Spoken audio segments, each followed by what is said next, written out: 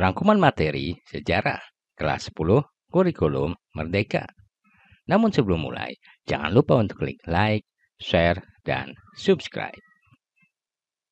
Kita mulai dengan bagian A, pengantar ilmu sejarah.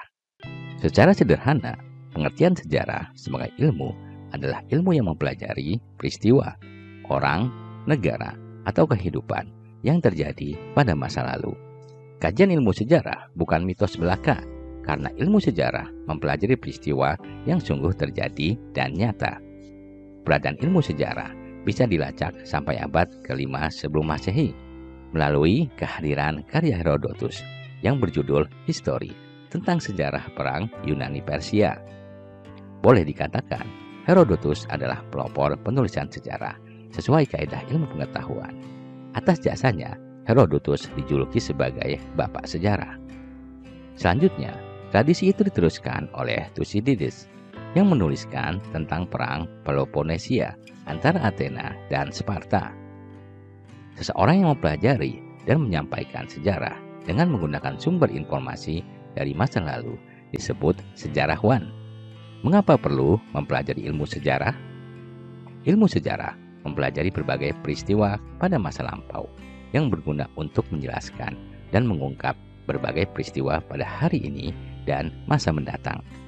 Hal inilah yang dimaksud dengan masa lalu selalu aktual dan relevan. Disarikan dari berbagai sumber, kegunaan ilmu sejarah adalah menjelaskan bagaimana manusia dan tindakan mereka mungkin dipengaruhi oleh situasi politik atau masalah ekonomi atau masalah geografi.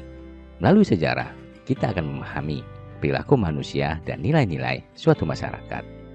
Memberikan pemahaman bahwa orang-orang pada masa lalu mungkin tidak memiliki nilai yang sama seperti yang kita miliki saat ini. Pemahaman tentang masa lampau akan membantu kita untuk menghindari kesalahan agar tidak terulang pada masa kini dan mendatang. Manfaat berikutnya, kita bisa mengenal siapa diri kita sebagai pribadi dan mengenal siapa kita secara kolektif. Pemahaman tentang identitas akan menumbuhkan ikatan sosial.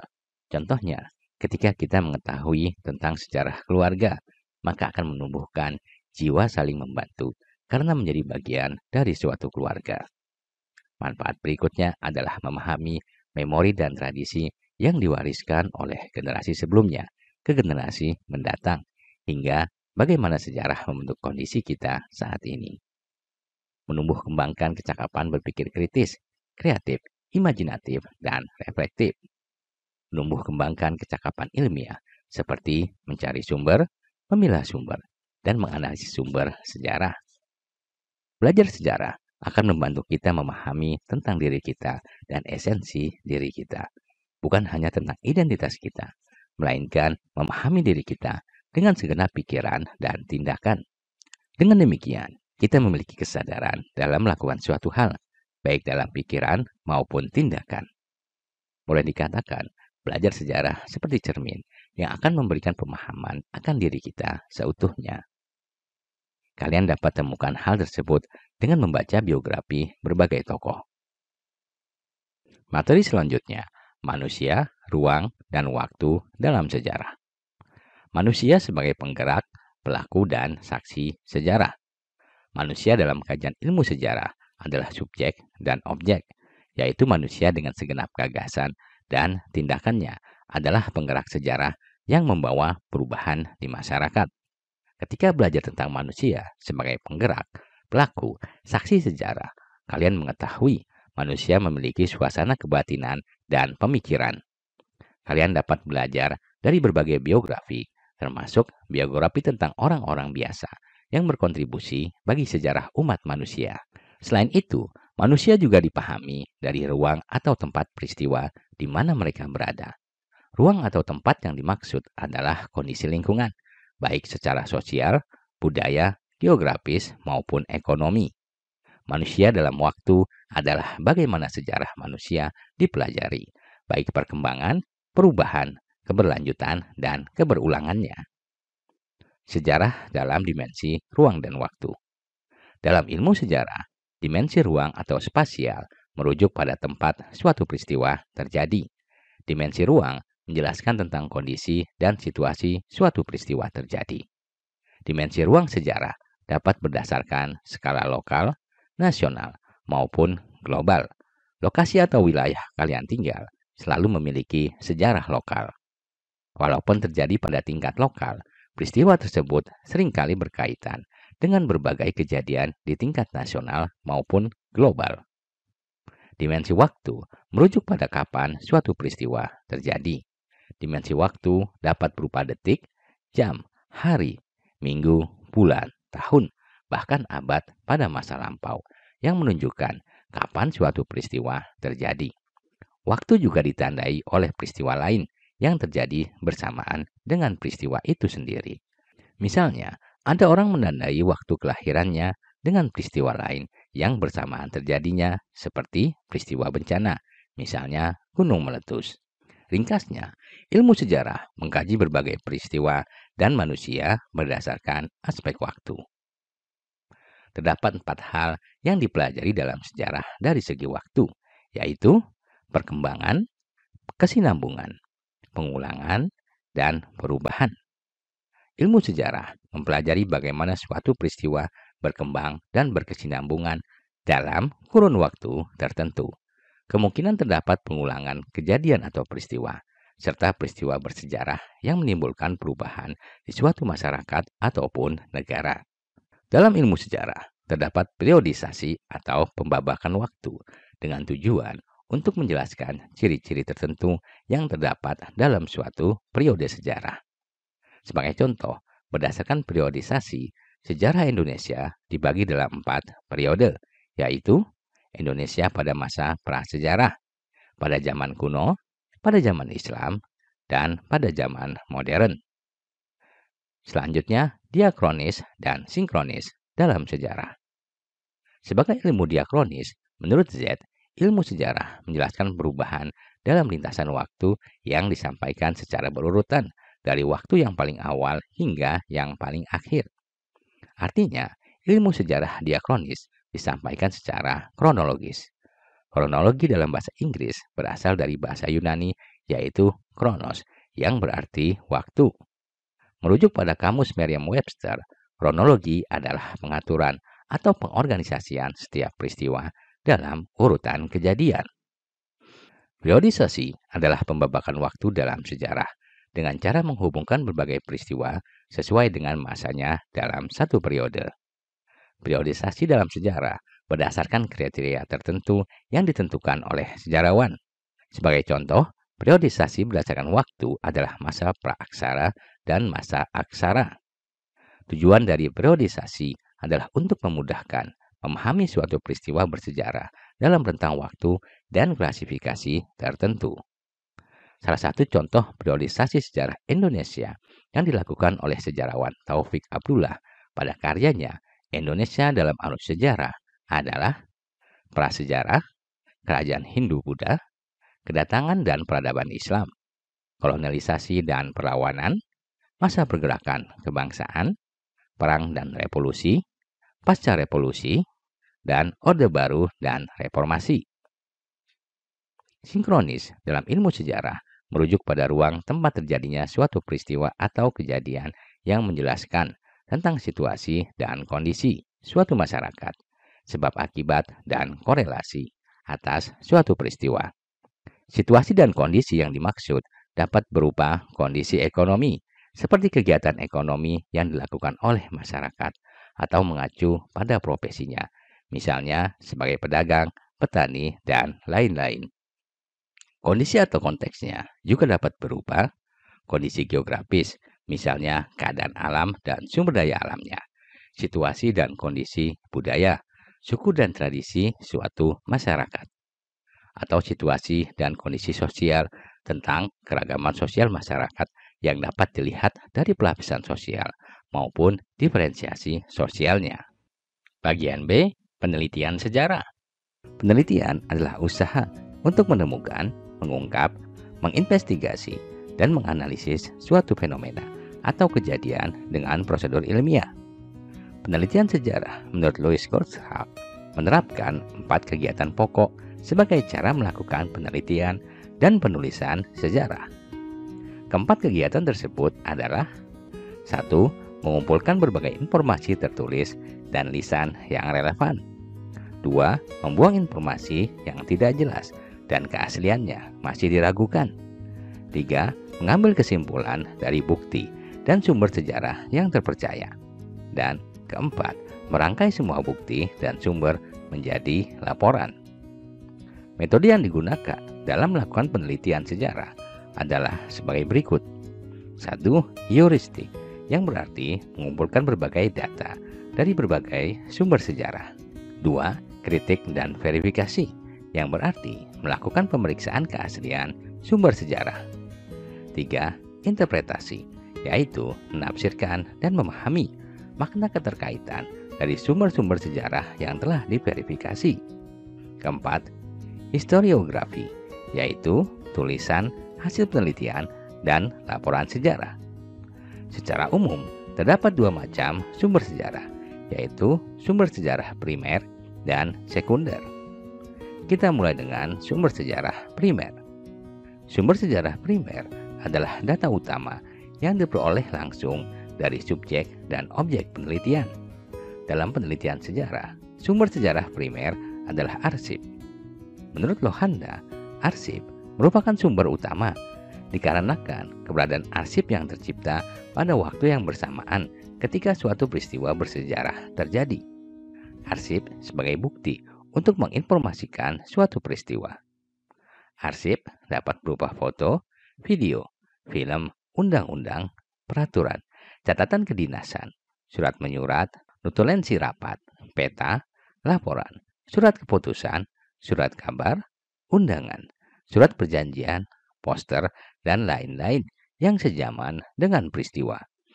Selain arsip, sumber sejarah primer lainnya adalah fosil, artefak, dan hasil wawancara dengan pelaku atau saksi sejarah. Berikutnya, sumber sejarah sekunder. Sumber sejarah sekunder adalah data pendukung yang ditulis atau dibuat setelah kejadian selesai. Contoh dari sumber sekunder adalah hasil penelitian sejarawan, laporan penelitian yang relevan, biografi, surat menyurat, dan surat kabar yang tidak sejaman dengan peristiwa, serta masih banyak lagi. Berdasarkan bentuknya, terdapat 3 bentuk sumber sejarah, yaitu sumber tertulis, sumber benda, dan sumber lisan. Contoh dari sumber tertulis adalah prasasti, kronik atau catatan perjalanan traveler, babat, hikayat, surat-surat, laporan-laporan, naskah, buku, surat kabar, dan majalah. Contoh dari sumber lisan adalah tradisi lisan, seperti cerita yang diwariskan antar generasi secara lisan, misalnya petuah dan cerita rakyat. Contoh dari sumber benda adalah foto, video, atau bangunan. Contohnya rumah, candi, kantor, dan lain-lain. Peralatan hidup, contohnya tembikar, guci, meja kursi, buku, mesin ketik, dan lain-lain. Kita lanjut ke bagian C, penulisan sejarah atau historiografi. Historiografi sejarah Indonesia yang ditulis oleh para sejarawan, baik dari Indonesia maupun luar Indonesia, pada umumnya dikelompokkan dalam 3 jenis, yaitu historiografi tradisional, yaitu tulisan sejarah dari masa kerajaan Hindu-Buddha, masuknya Islam di Indonesia, dan kerajaan-kerajaan Islam. Ciri khas dari historiografi tradisional adalah berpusat pada istana, raja, dan bangsawan, karena banyak menuliskan sejarah yang berkaitan dengan kekuasaan dan penguasa. Berpusat pada kedaerahan, karena banyak menuliskan sejarah suatu daerah tertentu. Dan religiosentris, yaitu berpusat pada hal yang berkaitan dengan agama, kepercayaan, dan hal-hal yang dianggap sakral. Historiografi kolonial, yaitu tulisan sejarah dari masa kolonial. Ciri khas dari historiografi kolonial yaitu Eropa sentris, yang memusatkan pada tulisan sejarah tentang berbagai bangsa Eropa yang pernah singgah dan bahkan berkuasa di Nusantara. Karena ditulis oleh sejarawan dan ilmuwan Eropa, pandangannya cenderung berangkat dari kacamata bangsa Eropa. Selanjutnya, historiografi modern adalah penulisan sejarah yang menempatkan rakyat Indonesia sebagai pelaku sejarah dari sejarahnya sendiri dengan menerapkan studi kritis. Ciri khas dari historiografi modern adalah Indonesia sentris. Ciri lain dari historiografi modern adalah membangun nasionalisme dan menerapkan studi kritis, yaitu menggunakan berbagai teori sosial dalam penulisan sejarah. Selanjutnya, menghindari bias sejarah. Bias sejarah adalah kecenderungan unsur subjektivitas, baik dari individu maupun kelompok, dan unsur keterpihakan dalam historiografi sejarah. Bias sejarah dalam historiografi dilakukan dengan membuat narasi atau cerita yang tidak sesuai dengan fakta, ataupun berdasarkan sumber sejarah yang masih diragukan kevalitannya. Bias sejarah kadang terjadi pada historiografi yang kontroversial. Untuk menghindari bias sejarah, hal yang mesti kalian lakukan adalah tidak menggunakan sumber tunggal dalam membaca atau belajar suatu historiografi. Gunakanlah dari berbagai sumber sejarah, berbagai historiografi, dan dari berbagai perspektif, sehingga kalian dapat memahami dan melakukan analisis yang lebih baik dan objektif. Bagaimana melakukan penelitian dan penulisan sejarah? Terdapat beberapa langkah yang perlu dilakukan. 1. Tentukan minat dan ketertarikan, serta topik sejarah apa yang hendak kalian teliti. Buatlah rumusan masalah dalam bentuk pertanyaan penelitian yang hendak kalian teliti. Penelitian sejarah harus menanyakan secara lengkap mengenai 5W, yaitu what atau apa, when, kapan, who, siapa, why, mengapa, where, di mana, dan 1H, yaitu how atau bagaimana. Carilah dari berbagai sumber tentang hasil penelitian sebelumnya yang relevan untuk menambah pengetahuan serta kemungkinan informasi akan topik penelitian yang belum diteliti. Buatlah rencana penelitian yang terkait dengan cara mencari dan menentukan berbagai sumber sejarah, baik primer maupun sekunder. Buatlah daftar pertanyaan apabila akan melakukan wawancara dengan pelaku atau saksi sejarah, serta buatlah daftar sumber sejarah yang hendak diinvestigasi. Lakukan penelitian kalian dengan menginvestigasi berbagai sumber sejarah. Apabila kalian membutuhkan sumber primer terkait dengan arsip, kalian dapat mengakses melalui website Lembaga Arsip Nasional RI, yaitu enri.go.id. Setelah sumber sejarah terkumpul, lakukan kritik dan verifikasi terhadap keaslian sumber sejarah yang diperoleh. Analisislah sumber sejarah dengan menafsir dan memahami makna keterkaitan dari berbagai sumber sejarah, apakah sebab akibatnya ataupun korelasinya dari sumber sejarah yang telah diverifikasi. Tulislah historiografi sebagai laporan penelitian sejarah kalian. Presentasi dan diskusikan historiografi kalian agar mendapatkan masukan dari berbagai pihak, sehingga semakin sempurna karya dan pengetahuan kalian. Bagian D, sejarah dan teori sosial. Ilmu sejarah dan ilmu sosial humaniora memiliki pendekatan yang berbeda, yaitu sejarah cenderung diakronis, melihat perkembangan dari waktu ke waktu, sedangkan ilmu sosial humaniora cenderung sinkronis, melihat kondisi pada satu waktu tertentu. Meskipun demikian, keduanya saling melengkapi dalam memahami fenomena sosial. Objek kajian ilmu sosial dan humaniora adalah manusia dan lingkungannya, baik sebagai individu maupun kelompok. Setiap disiplin ilmu memiliki ontologi atau hakikat, epistemologi atau cara memperoleh pengetahuan, dan aksiologi, nilai kegunaan yang berbeda, namun tetap saling membutuhkan dan melengkapi. Peter Book dalam bukunya History and Social Theory menjelaskan bahwa sebelum abad ke-19, sejarawan dan ilmuwan sosial bekerja sama. Namun, di abad ke-19 terjadi pemisahan antara disiplin ilmu. Hal ini kemudian dikritisi oleh aliran analis di Prancis yang menggabungkan pendekatan sejarah dan ilmu sosial dalam menganalisis peristiwa sejarah. Contoh perpaduan ini terlihat pada karya Joseph Schumpeter dalam History of Economic Analysis, Max Weber dengan kajiannya tentang etika Protestan dan kapitalisme, Bernard Brauder dalam The Mediterranean and the Mediterranean World in the Age of Philip II yang menggunakan teori geografi, sosiologi, dan ekonomi. Di Indonesia, Sartono Kartodirjo menjadi pelopor penggunaan teori sosial dalam historiografi melalui karya seperti Pemberontakan Petani di Banten tahun 1888. Ia menggunakan teori biokrasi, kelas sosial, dan perubahan sosial. Ilmu sosial lainnya juga menggabungkan pendekatan sejarah, seperti karya Herbert Penn and Lance Castle yang menggunakan sumber sejarah dalam menganalisis politik Indonesia dari tahun 1945 sampai tahun 1965. Dengan demikian, pemahaman sejarah yang mendalam dapat diperoleh melalui pendekatan interdisipliner dengan teori-teori dari berbagai ilmu sosial humaniora. Terima kasih telah menyaksikan video ini. Sampai jumpa di video lainnya. Jangan lupa untuk klik like, share, dan subscribe.